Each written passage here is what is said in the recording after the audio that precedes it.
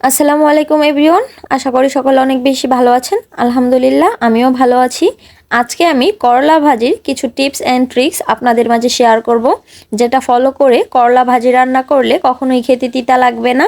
Tips and tricks জানার জন্য অবশ্যই সম্পূর্ণ ভিডিওটি দেখতে হবে। তো চলুন আজকের ভিডিওটি শুরু করা যাক। এখানে আমি করলা আর আলু একসাথে কুচি করে নিয়েছি। এগুলোকে ভালো করে ধুয়ে নিতে হবে। আমি এখানে ধুয়ে রেডি করে রেখেছি। আর এখানে আমি পেঁয়াজ কুচি, রসুন কুচি আর কাঁচামরিচ নিয়েছি। এবার আমি চুলোতে একটা প্যান বসিয়ে দিলাম। প্যানে আমি পরিমাণ মতো তেল দিয়ে নিচ্ছি। চেষ্টা করবেন তেলটা পরিমাণ মতো দেওয়ার, কমিয়ে দিলে করলাটা ভাজা হবে না, তখন খেতেও তিতা লাগবে। এখন আমি পেঁয়াজ রসুনগুলোকে হালকা করে ভেজে নেব। এর সাথে অ্যাড করে দিচ্ছি কাঁচামরিচ।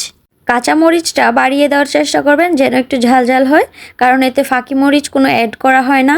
এরপর দিয়ে দিচ্ছি করলা কুচিগুলো।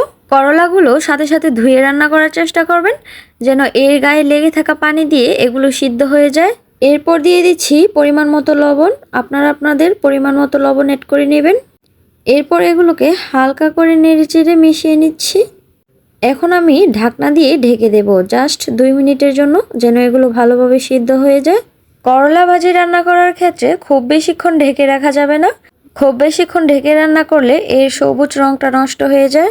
এখন আমি ভাজিটাকে ভালো করে উল্টিয়ে পাল্টিয়ে নিচ্ছি। করলা ভাজি রান্না করার ক্ষেত্রে ভাজিটাকে খুব কম নাড়াচাড়া করার চেষ্টা করবেন। ভাজিটাকে এখন আমি কিছুক্ষণ ভেজে নিচ্ছি। করলার কালার সবুজ রাখতে খুব বেশিক্ষণ ঢেকে রান্না করা যাবে না। আর সিদ্ধ হওয়ার জন্য প্রথম দিক দিয়ে করলাটা 2-1 মিনিটের জন্য ঢেকে দিতে পারেন। এই টিপস অ্যান্ড ট্রিক্সগুলো ফলো করে রান্না করতে পারলে আপনাদের ভাজিও কখনো তেতা হবে না। আমি সবসময় এই ট্রিক্সগুলো ফলো করে রান্না করি, তাই আপনাদের মাঝে শেয়ার করলাম।